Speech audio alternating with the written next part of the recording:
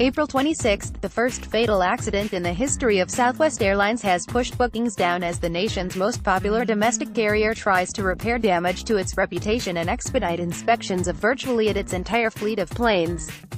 While reporting earnings Thursday, the Dallas-based airline said that it expects revenue per mile, which tracks average prices, to drop between 1% and 3% in the April through June quarter. It said that about 2 percentage points of the decline were attributable to slower sales since the April 17 accident on a flight from New York to Dallas. The carrier, which recently announced that 2017 was its 45th consecutive year of profitability, estimated that the decline could result in a hit of $50 million to $100 million to the airline's bottom line. In last week's accident, inspectors believe an engine fan blade failed and broke away, sending shrapnel into the fuselage and shattering a window. Jennifer Reardon, a bank executive and mother of two who was sitting next to the window, was killed. The flight made an emergency landing in Philadelphia. No other passengers were injured. Southwest has announced plans to inspect within 30 days nearly its entire fleet of more than 700 Boeing planes, all of which are equipped with engines built by CFM International, a joint venture of GE and Safran Aircraft Engines of France. Southwest often switches engine blades between planes, which means it must inspect all the engines to ensure none of the blades are overlooked. "We will keep up with all the blades in the fleet with very frequent inspections, with an abundance of caution that none slip through," Chief Executive Gary Kelly said during a conference call with reporters and analysts. To form the inspections, Southwest has had to cancel hundreds of flights over the past few days. On Thursday, the airline canceled nearly 40 flights, most because of the expedited inspection plans, airline officials said. The airline also announced plans to begin service to Hawaii with flights to 4 airports: Honolulu International, Lihue, Kona International at Kihole and Kahului. Pending regulatory approval, flights are expected to start late this year or early in 2019. The airline did not say where the Hawaii flights will originate. An announcement is expected within a week. The move into Hawaii raises the stakes in a looming competition with other carriers that fly to the islands from the West Coast. Southwest disclosed the drop in bookings as it reported a 22% increase in first-quarter profit, to $463 million. The results were in line with Wall Street expectations. The focus of the conference call, however, was last week's accident that resulted in the first fatality in the 51-year history of the airline and the first passenger death on any U.S.-based carrier since 2009. "It remains a somber time at the airline," Kelly said in a statement. He repeated condolences to the family of the woman who died when a piece of the exploding engine hit the plane, pledged to cooperate with accident investigators, and said Southwest will never compromise on safety. Later, in an interview on CNBC, Kelly said that the company's business is holding up just fine.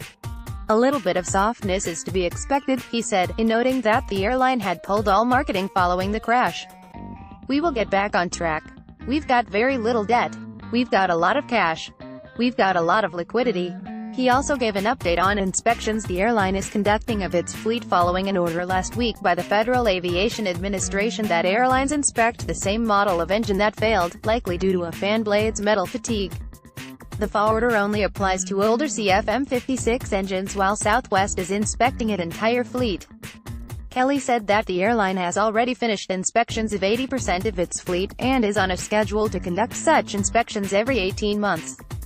"We are on a very accelerated cycle. I feel very comfortable with what we are doing. The inspections are going well and I am pleased with the results so far," he said.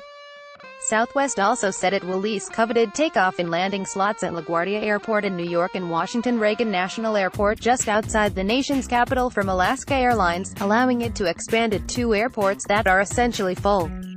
Lower income taxes helped Southwest overcome cheaper average fares and higher fuel and labor costs in the January through March quarter. Taxes dropped 28% from a year ago, saving the Dallas-based airline $54 million. Excluding items such as fuel hedging contracts, Southwest said it would have earned 75 cents per share, matching the forecast of analysts surveyed by Zacks Investment Research. Revenue rose 2% to $4.94 billion.